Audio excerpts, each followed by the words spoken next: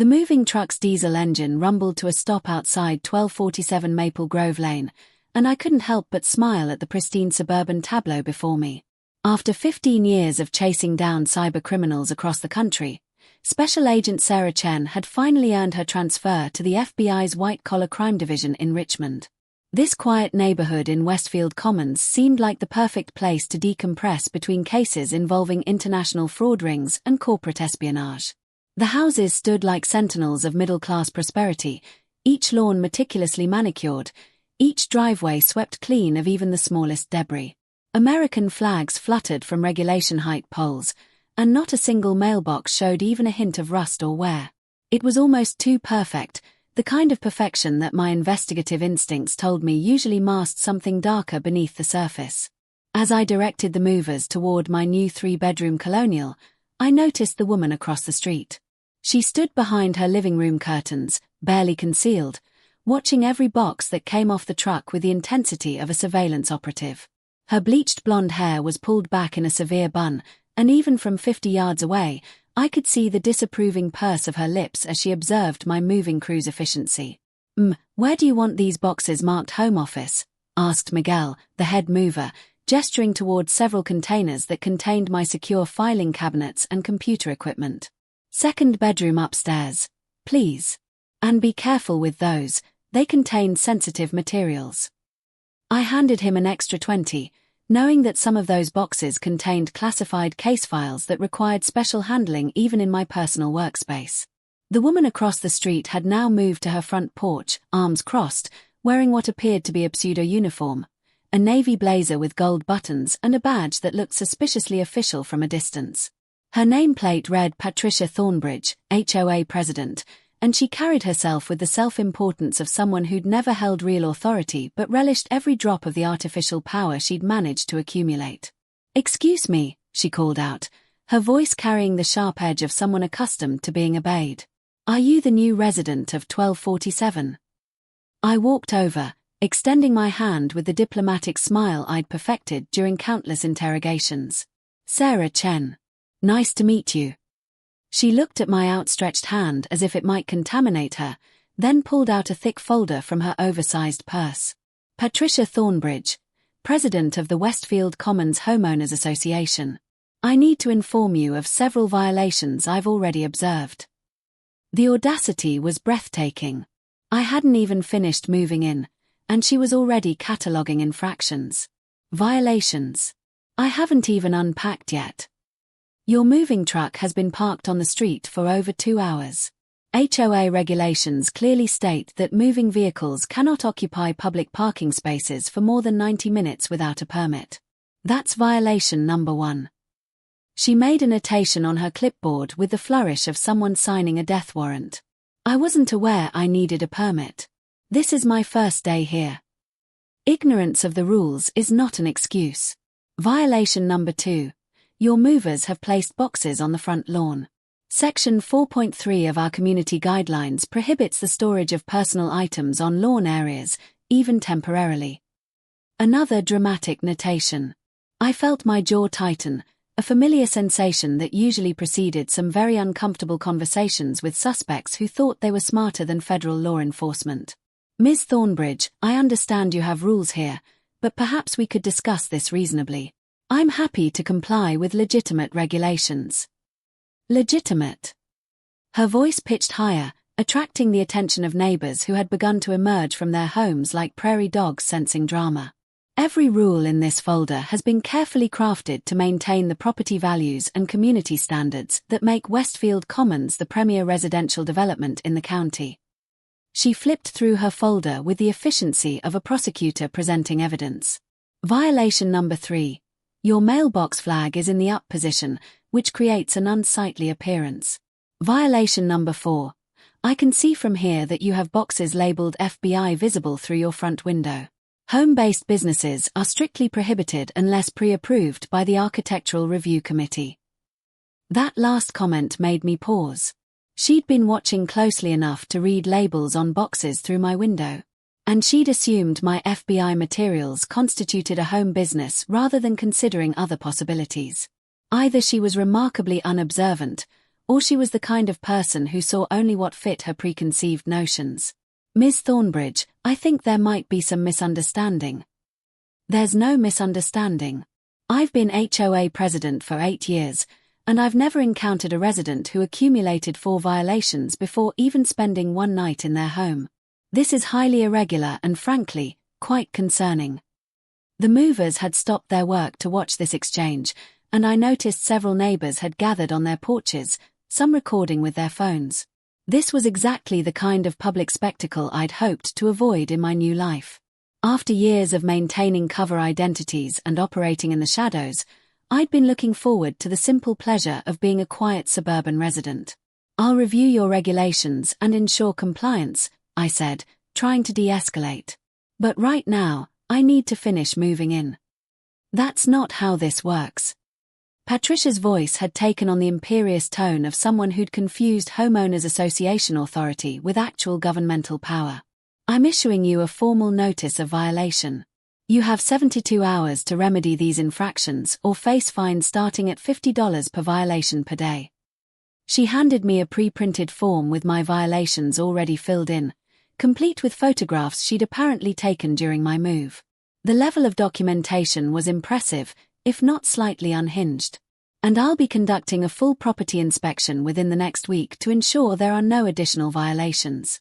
Section 12.7 of our bylaws grants the HOA president authority to inspect any property for compliance purposes. That caught my attention. You're planning to inspect my property? Not planning. Informing. I'll be by Thursday at 2 p.m. Make sure you're available to provide access to all areas of the home, including basements, attics, and any outbuildings. I almost laughed. This suburban dictator had just informed a federal agent that she intended to conduct a warrantless search of her home. The irony was delicious, but I kept my expression neutral. Ms. Thornbridge, I appreciate your dedication to community standards, but I won't be available for an inspection on Thursday. Perhaps we can schedule something mutually convenient after I've had a chance to settle in. Her face flushed red, and I recognized the expression. It was the same look I'd seen on countless suspects when they realized they weren't going to get their way through intimidation. This is not a request, Ms. Chen. This is a notice of mandatory compliance inspection. If you refuse to cooperate, I'll have no choice but to involve the authorities. The authorities. I kept my voice carefully neutral, though internally I was fascinated by where this was heading. I have connections with local law enforcement. They understand the importance of maintaining order in our community. If you continue to be uncooperative, I'll have to call them to ensure you understand the seriousness of HOA violations. She turned on her heel and marched back to her house, leaving me standing in my driveway with a formal violation notice and the distinct impression that my quiet suburban life was about to become significantly more complicated than I'd anticipated. As I watched her disappear into her fortress of petty tyranny, I couldn't shake the feeling that Patricia Thornbridge had just made the kind of mistake that would make for a very interesting case study in the limits of civilian authority. Little did she know that her new neighbor's expertise in dealing with people who confused power with authority was about to be put to the test in ways she couldn't possibly imagine. The moving truck rumbled back to life, and I headed inside to start unpacking. But first, I made a mental note to review the HOA bylaws very carefully. After all, if you're going to go to war, you need to understand the battlefield. 3 days later, I was enjoying my first peaceful morning in the new house when the doorbell rang at exactly 7 a.m. Through the peephole, I could see Patricia Thornbridge standing on my porch, clipboard in hand, wearing what appeared to be a security guard's uniform complete with a badge that looked suspiciously official. Behind her stood a man in his 60s wearing an ill-fitting suit and carrying what looked like a briefcase. Ms. Chen, this is your final notice regarding yesterday's inspection appointment, she announced loudly enough for the entire neighborhood to hear. You failed to appear for your mandatory compliance review. I opened the door, coffee mug in hand, and took a moment to assess the situation. Patricia's companion was clearly nervous, shuffling his feet and avoiding eye contact.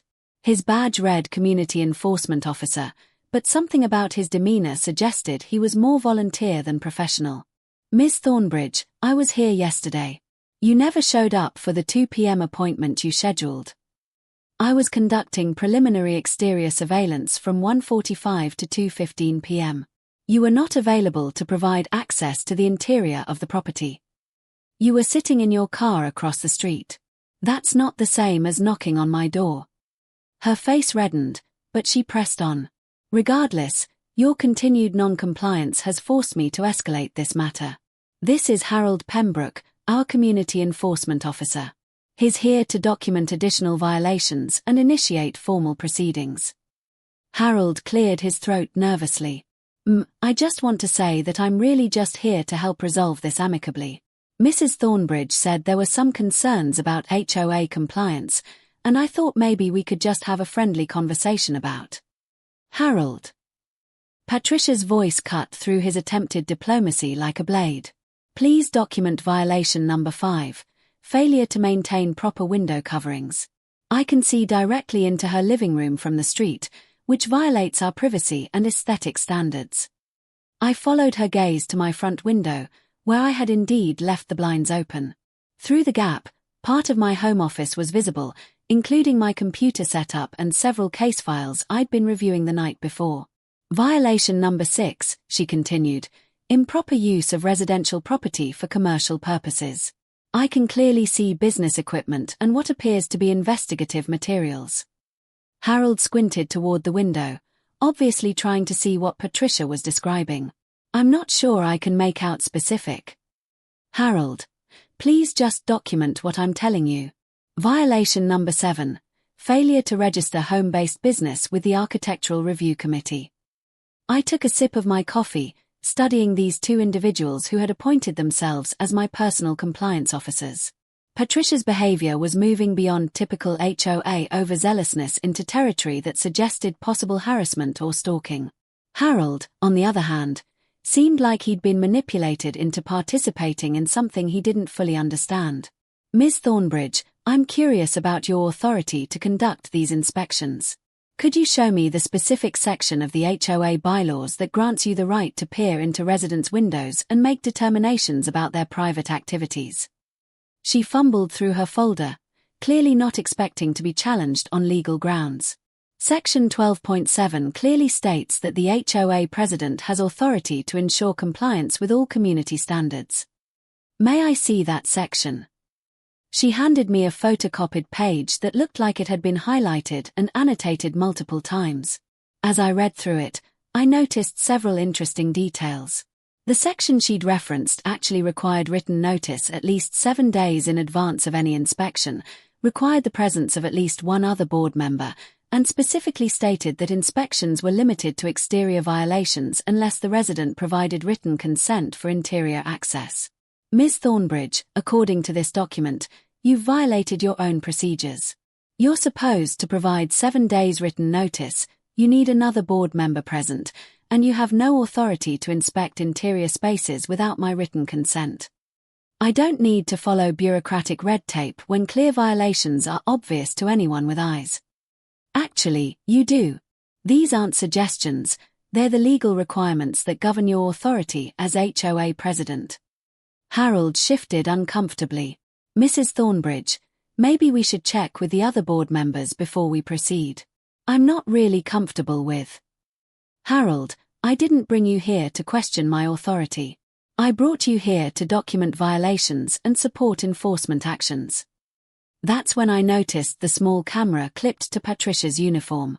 She was recording this entire interaction, which explained her theatrical approach to the conversation. This wasn't just about HOA violations. She was building a case for something larger. Ms. Thornbridge, I see you're recording this conversation. Are you planning to use this footage for some purpose?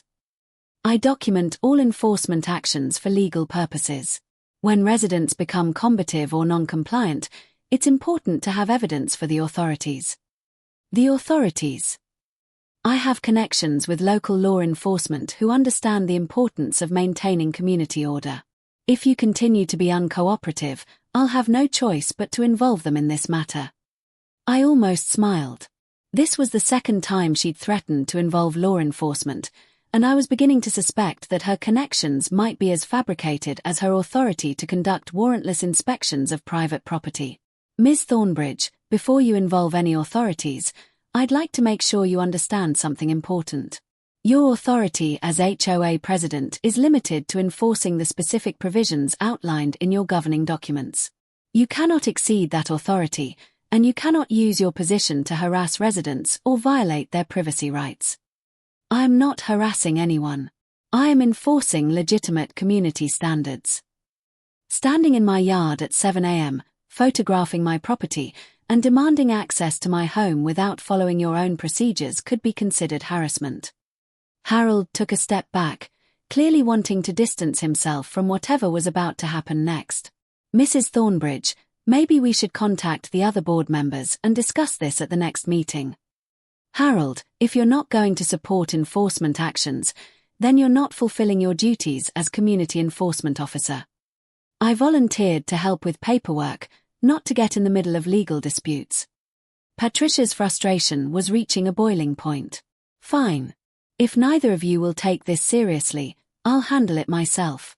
Ms. Chen, you have until Friday to remedy all 7 violations and provide written proof of compliance. If you fail to do so, I'll be forced to involve law enforcement and pursue all available legal remedies. She turned to leave, then paused and looked back at me. And I'll be monitoring your property for additional violations. When people choose to be difficult, they usually reveal other problems that need addressing. As they walked away, I noticed Patricia speaking animatedly to Harold, who kept shaking his head and looking back at my house with an expression of concern. Whatever she was telling him, it was clear that Harold was having second thoughts about his involvement in this situation. I went back inside and pulled out my laptop. If Patricia Thornbridge wanted to play games with authority and legal procedures, she'd picked the wrong neighbor. It was time to do some research on HOA law, community harassment statutes, and the legal limits of Homeowners Association Enforcement Authority. But first, I made another cup of coffee and reviewed my case files from the previous night. Because Patricia's behavior was starting to remind me of several suspects I'd encountered over the years. People who confused their limited authority with unlimited power, and who escalated their behavior when challenged. The difference was that those suspects had been running financial scams or cybercrimes. Patricia was running something much more personal, and potentially much more dangerous to community peace. I had a feeling that Friday was going to be very interesting. Friday arrived with the subtlety of a thunderstorm.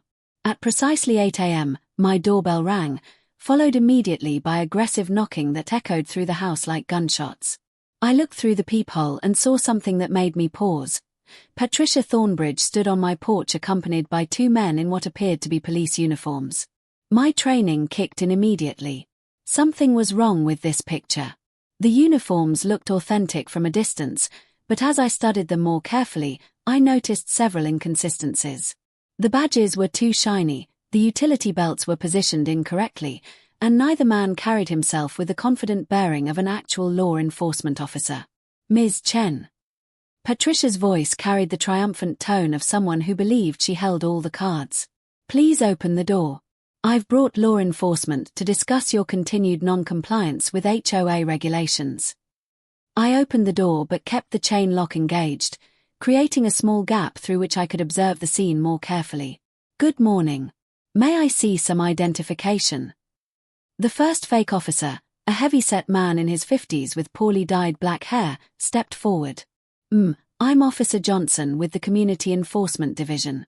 We're here to support Ms. Thornbridge in addressing some regulatory violations. Community Enforcement Division? I'm not familiar with that department. Which agency are you with? He exchanged a quick glance with his partner, a younger man who looked increasingly uncomfortable with this charade. We're with the local municipal authority. Could you be more specific? Richmond PD. Henrico County Sheriff. State Police. Patricia interrupted before either man could answer. Ms. Chen, these officers don't need to justify their authority to you. They're here because your continued defiance of community standards has created a situation that requires official intervention. The second fake officer, who couldn't have been more than 25, cleared his throat nervously. We're really just here to facilitate a conversation. Ms. Thornbridge explained that there might be some misunderstanding about community rules, and we thought we could help resolve this amicably." His tone was completely wrong for a police officer responding to a violation complaint. Real cops didn't show up at doors talking about facilitating conversations over HOA disputes. They either had legal authority to be there or they didn't. "I appreciate your desire to help," I said, keeping my voice carefully neutral, "but I'm curious about the legal basis for this visit. What specific law enforcement issue brings you to my door?" Patricia stepped forward, clearly eager to take control of the narrative. "Ms. Chen, you've violated multiple HOA regulations, ignored official notices, and refused to cooperate with mandatory inspections. When residents become this defiant, it creates problems that affect the entire community." "Ms. Thornbridge, HOA violations are civil matters, not criminal ones. They're handled through civil courts, not law enforcement." "That's not true when residents become combative and uncooperative. Officers, please explain to Ms. Chen how serious this situation has become." The first fake officer tried to regain his authoritative persona. We've received reports of non-compliance with community standards. When residents refuse to follow established regulations, it can escalate to more serious issues." "What kind of more serious issues?" "Well, there could be regulatory violations that affect community safety." I almost laughed. This man had no idea what he was talking about. He was improvising based on whatever story Patricia had told him, but he clearly had no actual law enforcement training or experience. "Officer Johnson, could you explain which specific statute or ordinance I violated that would give you jurisdiction in this matter?" Another uncomfortable pause. We're here to support the Homeowners Association in maintaining community order." "Are you saying you're here in an official capacity to enforce HOA regulations?" "We're here to ensure that all residents understand their responsibilities to the community." That's when I noticed something interesting. The first fake officer's badge read Community Security Services, not any actual police department. His partner's badge was slightly different, reading Residential Enforcement Division. Neither of these was a real law enforcement agency. "Gentlemen, I'm curious about your badges. Community Security Services and Residential Enforcement Division. Are these private companies?" The younger fake officer looked like he wanted to disappear. We're authorized to assist with community enforcement issues." "Authorized by whom?" Patricia jumped in again. "Ms. Chen, these officers have proper authority to investigate violations and ensure compliance. Your continued questioning of their credentials is exactly the kind of defiant behavior that brought them here in the first place." I took a step back from the door and made a decision. This charade had gone far enough, and it was time to educate these people about the difference between actual authority and elaborate role-playing. "One moment, please," I said, closing the door. I walked to my home office and retrieved my credentials from the secure safe where I kept them. Special Agent Sarah Chen, Federal Bureau of Investigation. After 15 years of federal service, I'd dealt with enough fake cops, impersonators, and people who confused their limited authority with actual law enforcement power to recognize the real thing. And these 3 people on my porch were definitely not the real thing. I returned to the door and opened it fully, stepping onto the porch with my credentials in hand. "Before we continue this conversation, I think there's something you should know." I held up my FBI badge and identification. "I'm Special Agent Sarah Chen with the Federal Bureau of Investigation. And I'm very interested in understanding exactly what kind of authority you 3 believe you have to conduct law enforcement activities in this neighborhood." The reaction was immediate and telling. The younger fake officer went pale and took several steps backward. The older fake officer's eyes widened, and he began stammering something about misunderstanding. Patricia, however, looked like she was about to have a stroke. You're FBI." "I am. And I'm very curious about your friends here. Gentlemen, I'm going to need to see some real identification, not those novelty badges you're wearing." The first fake officer's hand instinctively moved toward his utility belt, then stopped when he realized how that might look to an actual federal agent. I think there's been some confusion. We're private security contractors hired by the Homeowners Association to assist with community enforcement." Private security contractors impersonating police officers is a felony in Virginia. The badges you're wearing, the uniforms you're dressed in, and the way you've presented yourselves as law enforcement officers constitutes criminal impersonation. Patricia found her voice, though it came out as more of a squeak. They're not impersonating police officers. They're community enforcement specialists.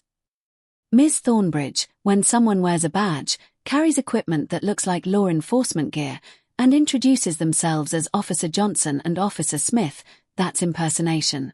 When they claim to have authority to investigate violations and ensure compliance, that's impersonation. When they show up at someone's door in pseudo-police uniforms to intimidate residents, that's both impersonation and harassment. The younger fake officer was already backing toward the street. We're just going to leave now. This was clearly a misunderstanding. Actually, gentlemen, I think we need to have a longer conversation. I'm very interested in learning more about your company, who hired you, and what exactly you were told to do here today. Patricia was now looking frantically between me and her fake officers, clearly realizing that her elaborate intimidation scheme was collapsing around her. This is all a misunderstanding. I never told them to impersonate police officers.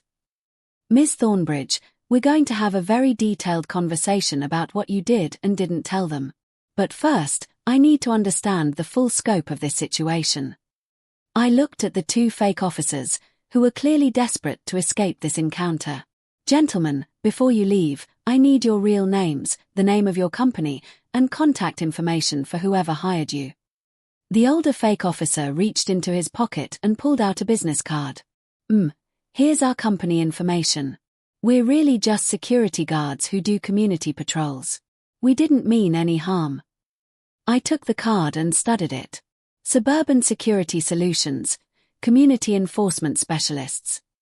Below that was a phone number and an address in a nearby strip mall. And who hired you to come here today? Both men pointed at Patricia, who was now looking like she wanted to crawl under a rock. Ms. Thornbridge, I think you and I need to have a very serious conversation about the difference between HOA authority and criminal conspiracy to commit impersonation of law enforcement officers. The fake officers were already walking quickly toward their car, a white sedan with magnetic signs reading community enforcement stuck to the doors. As they drove away, Patricia was left standing on my porch, still clutching her clipboard, looking like her entire world had just turned upside down. Agent Chen, I had no idea you were FBI. If I had known. Ms. Thornbridge, my profession doesn't change the fact that what just happened here was potentially criminal. You hired people to impersonate police officers to intimidate a neighbor over HOA violations. I didn't hire them to impersonate police officers. I hired them to provide security support for community enforcement activities. In police-style uniforms, with badges, presenting themselves as officers with authority to investigate violations. She stared at me, clearly realizing that every word out of her mouth was making things worse. I think we need to continue this conversation. But first, I'm going to make a few phone calls to verify some things about your security company and their business practices. As I turned to go back inside, Patricia called out desperately, Agent Chen, please, this has all gotten out of hand. I was just trying to maintain community standards. I paused at my door and looked back at her. Ms. Thornbridge, there's a big difference between maintaining community standards and hiring fake cops to intimidate your neighbors. I suggest you think very carefully about which one you've been doing. The look on her face told me that Patricia Thornbridge was finally beginning to understand that she'd made a very serious mistake. The question was whether she was smart enough to back down, or whether she was going to continue escalating this situation until it became a federal case. Based on everything I'd observed so far, I had a feeling I knew which way this was going to go. After Patricia's fake officers retreated, I spent the rest of Friday conducting the kind of investigation that had made me successful in the Bureau's white-collar crime division. Within 3 hours, I had uncovered a web of deception that went far beyond simple HOA overzealousness. Suburban Security Solutions was indeed a real company, but their business model was more creative than I'd initially imagined. According to their website and business filings, They specialized in community enforcement support services and residential compliance assistance. In plain English, they were professional intimidators who helped overzealous HOA boards harass residents who didn't conform to their interpretation of community standards. The company was owned by Marcus Webb, a former mall security guard who discovered that suburban HOAs were willing to pay premium prices for services that real police couldn't or wouldn't provide. His employees were typically unemployed security guards, retired rent-a-cops, and people who enjoyed wearing uniforms and carrying badges but couldn't qualify for actual law enforcement positions. What made this particularly interesting was the legal grey area they operated in. They didn't explicitly claim to be police officers, but they used uniforms, badges, and language that were clearly designed to confuse people about their actual authority. It was a sophisticated form of impersonation that stayed just barely within the bounds of what might be considered legal. But Patricia had made a critical error. According to the recorded phone call I'd obtained from Suburban Security Solutions, they were surprisingly cooperative once I identified myself as FBI. She had specifically requested officers who can make this woman understand that she needs to comply with community standards and people who look official enough to get her attention. She'd also provided them with detailed information about my property, my moving schedule, and her suspicions about my home business. Most importantly, she told them that I was the type of person who probably doesn't respect authority and that they should make sure she understands this is serious. By Saturday morning, I had a complete picture of Patricia's escalating campaign against me. It started with standard HOA harassment, escalated to hiring private security to intimidate me, and was now moving into territory that could potentially involve federal charges. The doorbell rang at 9 a.m., and I wasn't surprised to see Patricia standing on my porch. This time, however, she was alone, and she looked like she hadn't slept in days. "Agent Chen, I need to talk to you. Please." I opened the door and gestured for her to come in. "Ms. Thornbridge, I was actually planning to call you today. We need to discuss what happens next." She followed me into my living room, clutching a different folder this time.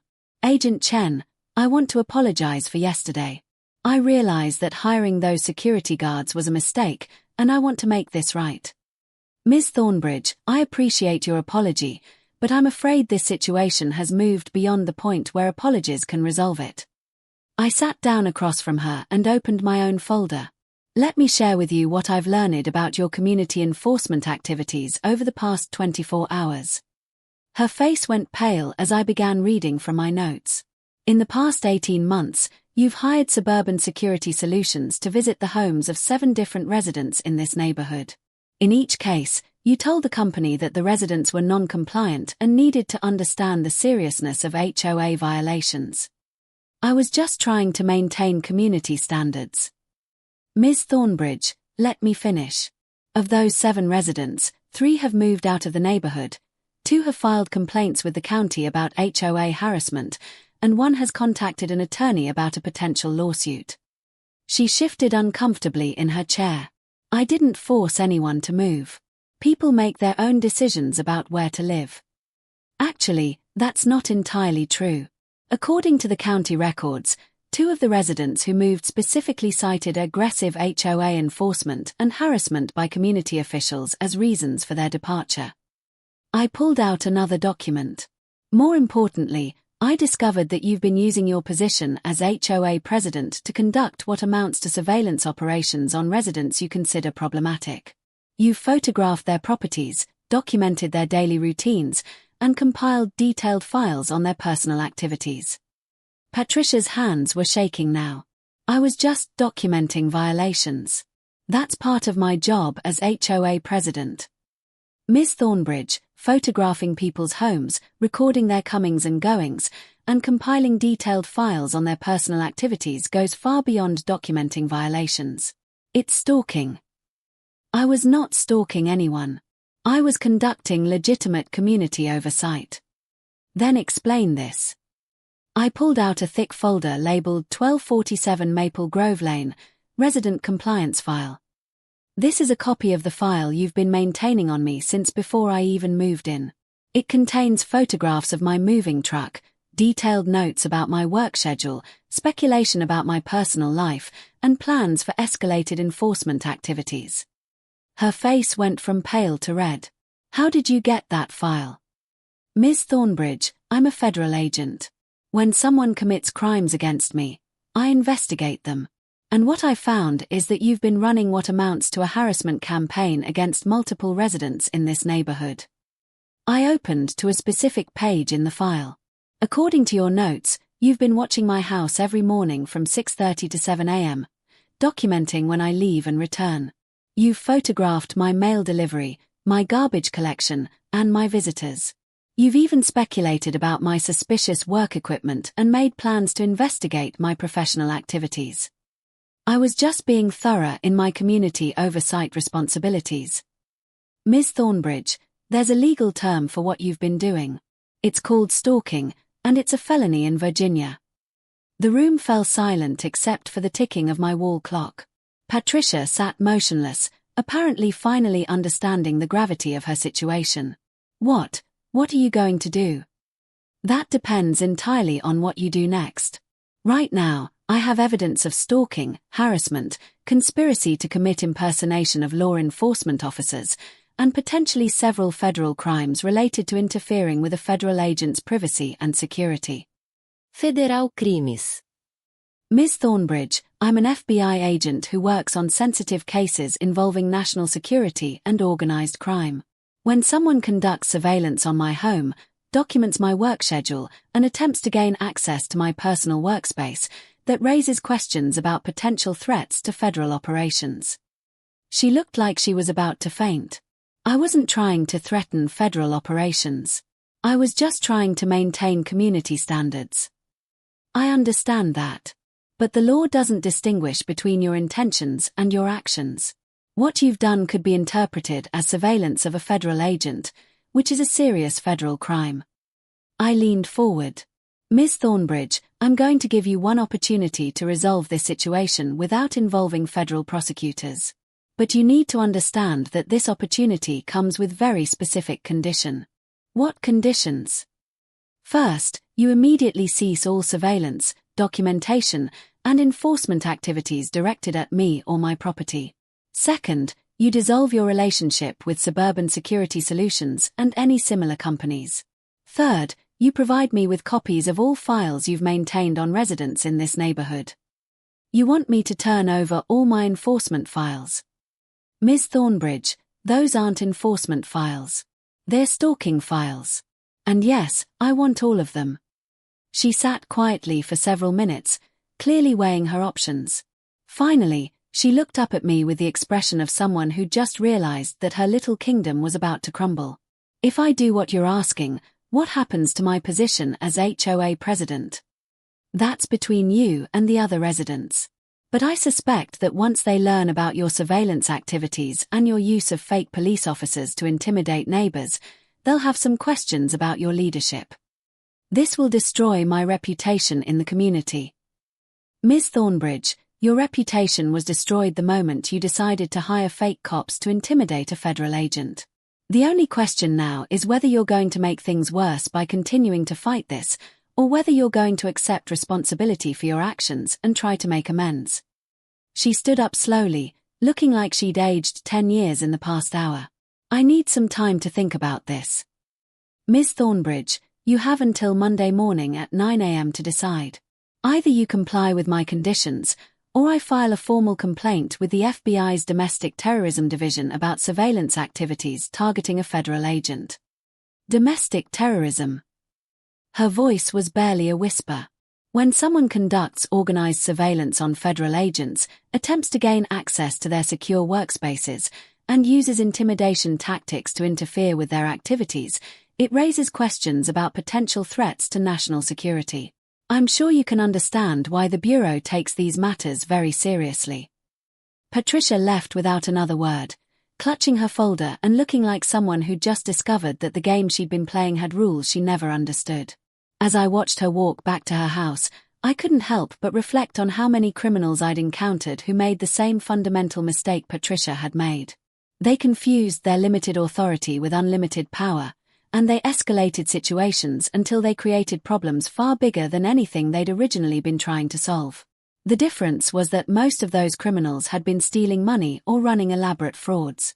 Patricia had been stealing something much more valuable: her neighbors' peace of mind and sense of security in their own homes. Monday morning was going to be very interesting. Monday morning arrived with an unexpected twist. At 8:45 a.m., my doorbell rang, and I found not only Patricia on my porch, but also 3 other people I didn't recognize. Patricia looked like she'd been crying, and her usual commanding presence had been replaced by something that resembled genuine humility. "Agent Chen, I'd like you to meet the other members of the HOA board. This is Janet Morrison, our treasurer, David Kim, our secretary, and Robert Chen, no relation, our architectural committee chair." The 3 board members looked uncomfortable, and I could see they were carrying several boxes and folders. Janet, a woman in her early 60s with kind eyes, stepped forward. "Agent Chen, we owe you a profound apology. We had no idea what Patricia was doing in our name. When she told us about her conversation with you on Saturday, we immediately called an emergency board meeting." David Kim, a soft-spoken man who looked like he'd rather be anywhere else, added, "We've been reviewing Patricia's activities over the past year, and we're horrified by what we've discovered." I invited them all inside, curious about what they'd uncovered and how they planned to address the situation. Robert Chen set down the boxes he'd been carrying. "Agent Chen, these are all the files Patricia has been maintaining on residents in the neighborhood. We've spent the entire weekend going through them, and what we found is completely unacceptable." Janet opened the first box and pulled out a thick folder. "This is just one example. Patricia has been maintaining detailed surveillance files on 17 different residents. She's photographed their homes, documented their daily routines, and compiled what she calls compliance profiles on each family. More disturbing," David added, "is that she's been using HOA funds to pay for these surveillance activities. We found receipts for private investigators, security services, and even specialized camera equipment." Patricia sat in silence, staring at her hands, while the other board members continued their revelations. "Agent Chen," Robert said, "we also discovered that Patricia has been sending official HOA notices to residents without board approval. Many of the violation notices she's issued weren't actually based on HOA regulations, but on her personal preferences about how the neighborhood should look." Janet pulled out another folder. "This is perhaps the most concerning discovery. Patricia has been maintaining what she calls a priority enforcement list of residents she considers problematic. You were number 1 on that list, followed by a single mother with 2 children, an elderly veteran, and a young couple who just got married.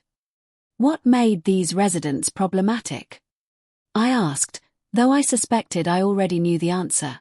"According to Patricia's notes," David said, "you were problematic because you had suspicious work equipment and didn't immediately comply with her informal requests.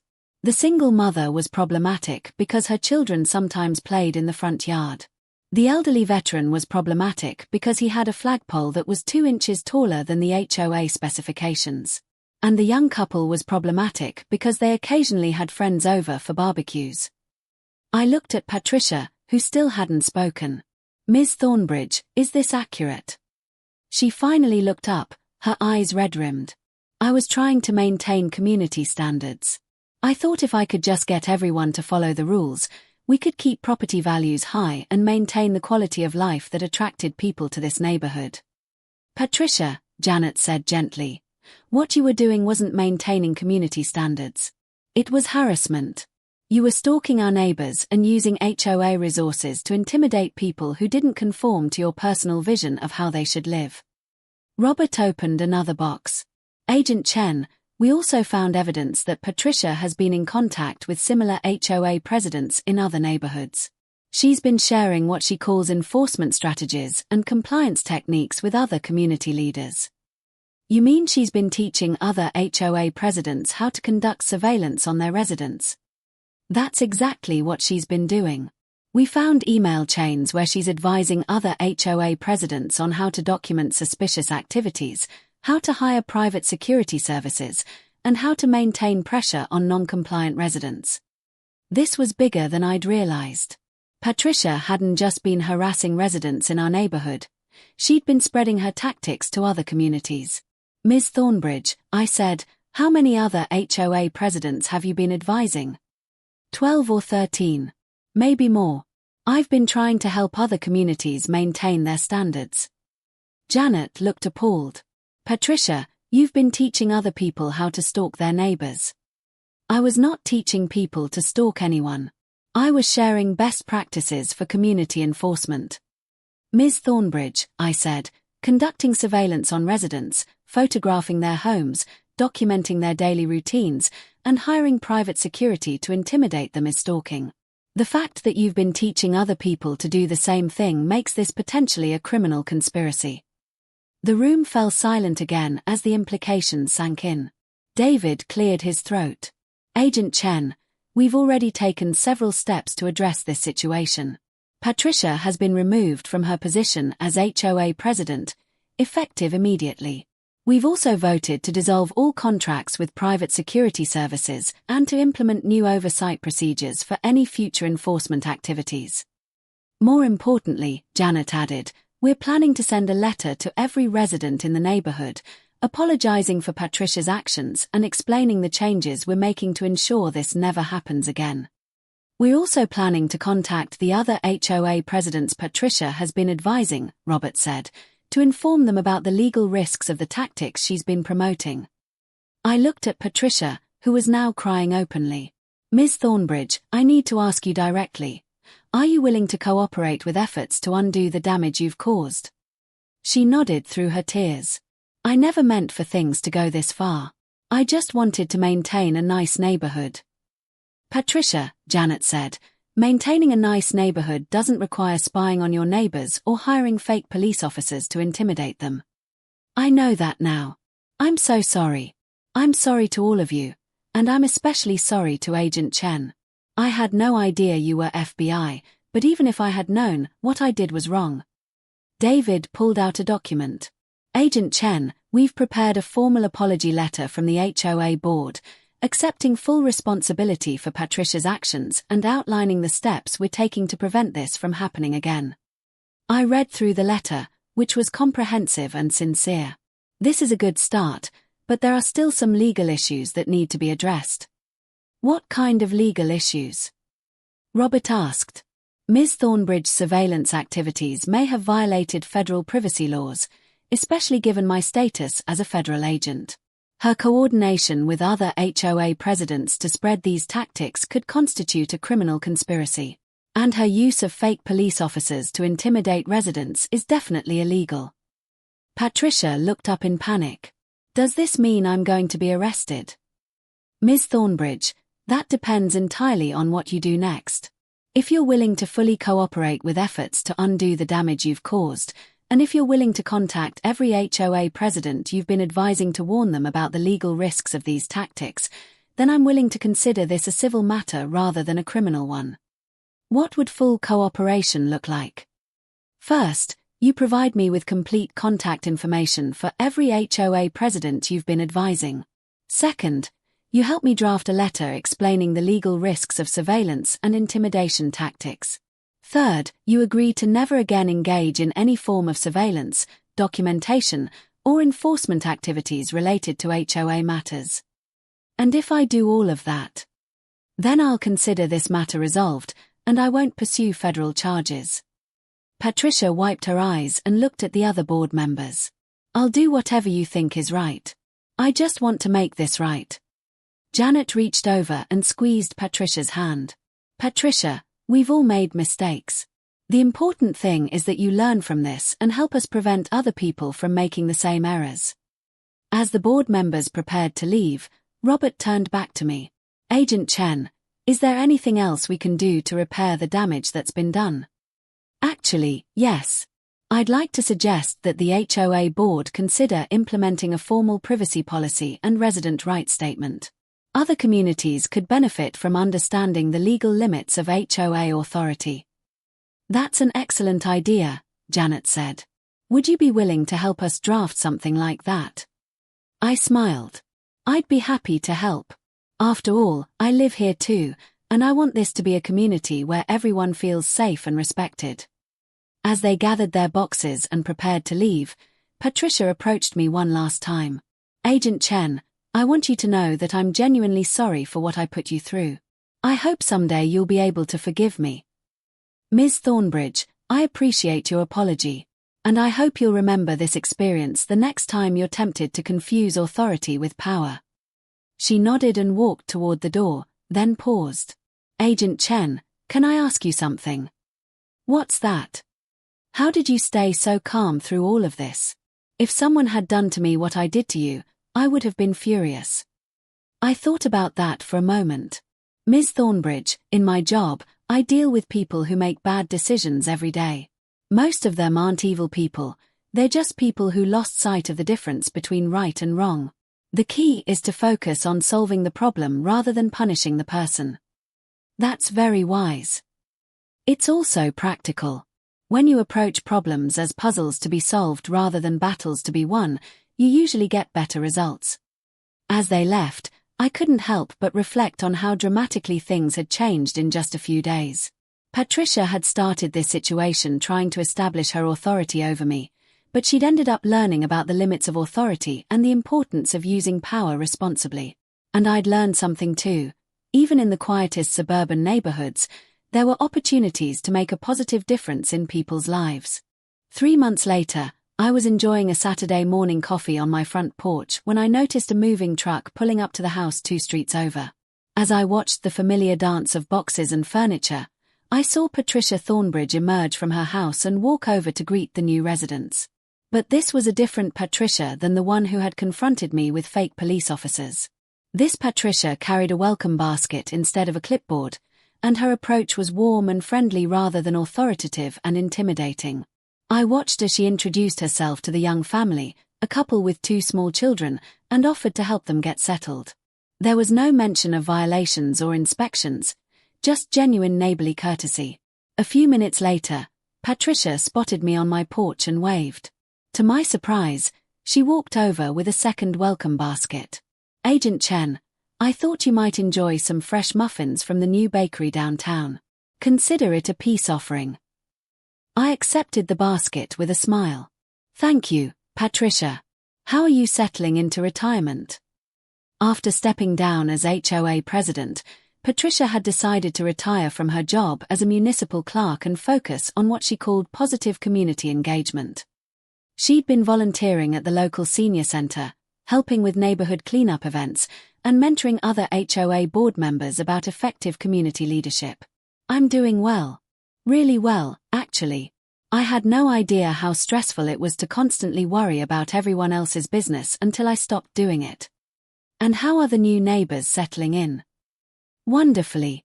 The Johnsons seem like lovely people. He's a teacher, she's a nurse, and their children are absolutely delightful. I've offered to help them navigate the neighborhood and introduce them to other families." I raised an eyebrow. No mention of HOA regulations or community standards. Patricia laughed, a genuine, warm laugh that I'd never heard from her before. "Agent Chen, I've learned that community standards aren't about rules and regulations. They're about treating your neighbors with respect and kindness." That's a profound change in perspective. It's been a profound few months. You know, I've been thinking a lot about our conversation back in May. You said something that really stuck with me. "What's that?" "You said that most people who make bad decisions aren't evil, they're just people who lost sight of the difference between right and wrong. I think that's exactly what happened to me." I nodded. It's easier to do than most people realize. The thing is, I genuinely thought I was helping the community. I thought that by maintaining strict standards and keeping close watch on everyone, I was protecting property values and ensuring that we had a safe, attractive neighborhood. But you learned something different. I learned that safety and attractiveness come from community connection, not community control. When people feel welcomed and respected, they naturally want to contribute positively to the neighborhood. As if to illustrate her point, I noticed several neighbors had come out to help the Johnsons with their move. Children were playing in the yard while adults carried boxes and shared conversation. It was exactly the kind of community spirit that Patricia had been trying to enforce through rules and regulations. Patricia, can I ask you something? Of course. What made you realize that your approach wasn't working? She thought for a moment. Honestly, it was when Janet showed me the letters from the families who had moved away. 3 different families specifically mentioned feeling unwelcome and harassed. That's when I realized that my efforts to maintain community standards were actually destroying the community I was trying to protect. That must have been difficult to accept. It was devastating. I'd spent years thinking I was the defender of neighborhood quality, only to discover that I was actually the reason people didn't want to live here. She gestured toward the moving scene. But look at this. The Johnsons are the 4th new family to move to the neighborhood in the past 3 months. Word is getting around that Westfield Commons is a friendly, welcoming place to live. That's a remarkable turnaround. It's because of the changes the HOA board made after our situation. They implemented your suggestions about resident rights and privacy policies. They created a welcome committee instead of an enforcement committee. And they made community building a priority instead of rule enforcement. I watched as one of the Johnson children kicked a ball that rolled into the street, and instead of someone rushing to cite a violation, several neighbors laughed and joined in an impromptu game of street soccer. Patricia, I'm curious about something else. You mentioned that you'd been advising other HOA presidents about enforcement strategies. What happened with that? Her expression grew serious. That was probably the most important part of making amends. I contacted all 14 HOA presidents I'd been working with and explained what I'd learned about the legal and ethical problems with surveillance and intimidation tactics. How did they respond? Mixed reactions. Some were grateful for the warning and immediately changed their approaches. Others were defensive and accused me of overreacting. But several of them have since contacted me asking for advice about positive community engagement instead of enforcement strategies. So you've become a consultant for community building rather than community control. Exactly. It's much more rewarding work. Instead of helping people find problems, I'm helping them build solutions. A car pulled up in front of my house, and I recognized the driver as Agent Martinez from the Richmond field office. He'd been my partner on several cases, and we'd planned to review some files over the weekend. Agent Chen, Patricia said, I should let you get back to your work. But I wanted to thank you again for how you handled our situation. You could have destroyed my life, but instead you gave me an opportunity to learn and grow. Patricia, I told you before, I prefer to solve problems rather than punish people. Besides, the neighborhood is much better off with you as a positive force for community building. As she walked back toward her house, Agent Martinez approached my porch. Was that the infamous HOA Karen I've heard so much about? That's her. But she's not the same person who hired fake cops to intimidate me. People can really change that much. I thought about the past few months, watching Patricia transform from a neighborhood tyrant into a genuine community leader, seeing the HOA board implement policies that actually served residents instead of controlling them, and observing the gradual shift in neighborhood dynamics from suspicion to cooperation. Sometimes people just need to understand the difference between power and authority, I said. Patricia thought that having the title of HOA president gave her the right to control other people's lives. But she learned that real authority comes from serving others, not from dominating them. That's a pretty sophisticated insight for a suburban neighborhood drama. Miguel, I've been thinking about this a lot lately. Most of the cases we work involve people who confused their limited authority with unlimited power. Corporate executives who think their position gives them the right to break laws. Government officials who think their office puts them above accountability. Even criminals who think their intelligence or connections make them untouchable. And suburban HOA presidents who think their clipboard gives them police powers. Exactly. The principle is the same whether you're dealing with a Fortune 500 CEO or a homeowners association president. Power without accountability leads to abuse, and abuse eventually leads to consequences.